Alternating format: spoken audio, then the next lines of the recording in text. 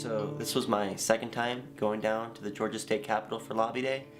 And last year when I went, it was a fairly new thing for me as well as everybody else that went. Total, we had about 40 students that went with us. And last year we lobbied for Senate Bill 69.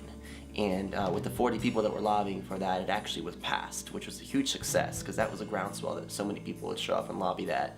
So we decided to multiply that number by about 10 this year, and we had 400 people show up to lobby for Senate Bill 304, which, long story short, Senate Bill 304 is trying to get young girls that are in prostitution and getting exploited sexually, trying to get them physical, mental, spiritual, emotional help by putting them in rehabilitation centers rather than putting them in jail. And we're trying to change the law, and so that's pretty much what Senate Bill 304 stands for, and that's what we were trying to lobby for. There was even a press conference, and the Capitol was packed, which was quite a sight. Major news stations were there to capture it. It really was pretty neat seeing 400 people wearing a black shirt, and some of these people that weren't expecting us and didn't know what was going on, they were just kind of walking by and they were like, man, what are all these college students doing over here? We just got done with our briefing. We had a few Ketone speakers talk about the general problem of sex trafficking, included a whole lot of passion because of personal experience. We're a non-denominational alliance of churches dedicated to the eradication of the commercial sexual exploitation of children in our city and in our state. So after the press conference, we were all dismissed to what was called breakout rooms, which essentially was a time for people like me that weren't 100% sure of what was going on and what the procedure and process of lobbying looks like. It was an opportunity for people like that to ask questions in smaller rooms with people that knew what they were talking about and lobbyists and such. So we were more educated on how to find our legislators, how to find our senators, what we're supposed to say to them. If we don't get to speak to them, what kind of note should we write them? My senator was Senator Casey Cagle, which, unbeknownst to me, he's actually the president over the Senate.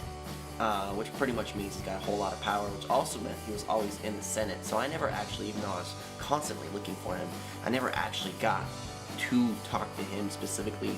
I got to go to his office and speak with his secretary and leave my little note talking about Senate Bill 304 and my rose. But unfortunately, I and a lot of other people that wanted to talk to the representatives and senators didn't actually directly get to speak to their senators. Sorry, he's in a meeting this Okay. afternoon. Can I take whatever you want? Yes, to leave I have for a him? white rose for him. If you could tell him as well. We're giving out about 350 or so white roses, and each rose represents one of the 350 girls a month that are exploited into Atlanta. However, a lot of people also that came to lobby got to directly speak to their senators and to the representatives, which helped a lot. Probably find him in his office. I'm all for it. I want to see you do the Pimps and the Jones. Them the ones got to be knocked out. That's the one we don't know. Yeah, take care of the head, the body will die.